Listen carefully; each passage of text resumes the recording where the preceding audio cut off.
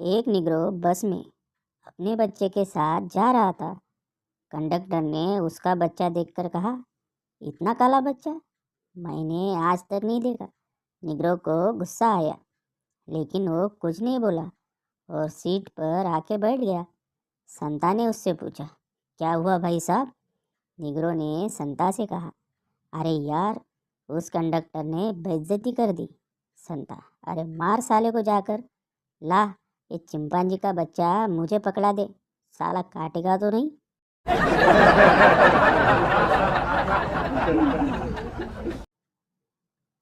एका बाईने डॉक्टरला विचारलं, जेव्हा माझा नवरा बँकेमधून घरी येतो तेव्हा मी त्यांना बूट आणि कपडे बाहेर काढायला सांगते, मग डेटॉलने पूर्ण शरीर स्वच्छ करते, मग त्यांना गरम पाण्याने आंघोळ घालते, मग गुळणा करण्यासाठी त्यांना गरम पाणी करून देते, नंतर लिंबू पाणी पण प्यायला देते, मग सॅनिटायझरने हात पाय स्वच्छ करते.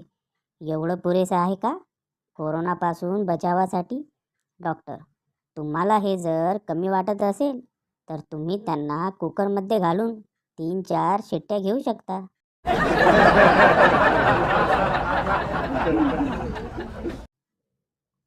गण्या, चड्ड्या विकत असतो. गण्या, चड्ड्या घ्या चड्ड्या. मुलगी, ये, तुला लाज नाही वाटत का रे? दुसऱ्या नावाने विक ना काही.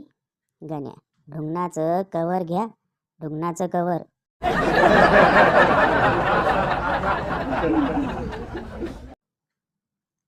गिराईक व्यापाऱ्याला, ग्राहक, गेल्या वर्षभरात तुम्ही कोणती गोष्ट शिकलात?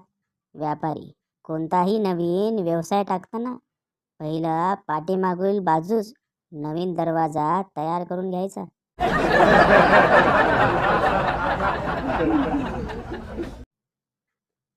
निवांत मुकाट्याने घरात बसा. हा काय पोटातील जंतू नाही जो निघून जाईल कोरोना आहे. डायरेक्ट रेशन कार्डवरचं नावच निघून जाईल.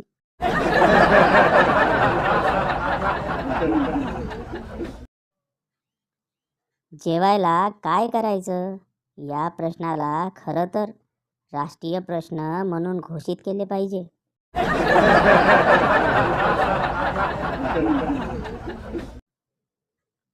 आता माझ्या वर्गातल्या मुलींना बघितलं की असं वाटतं, हिला शाळेत असतानाच पटवलं असतं तर बरं झालं असतं.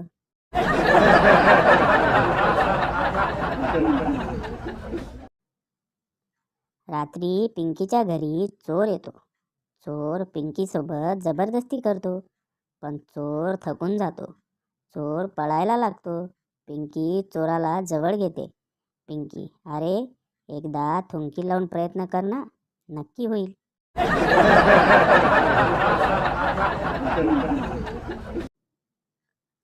तुम्ही कितीही शिकलेले, हुशार असा, पण एकदा बायको म्हणाली ना की तुम्हाला हे कळणार नाही, बस विषय तिथेच संपतो.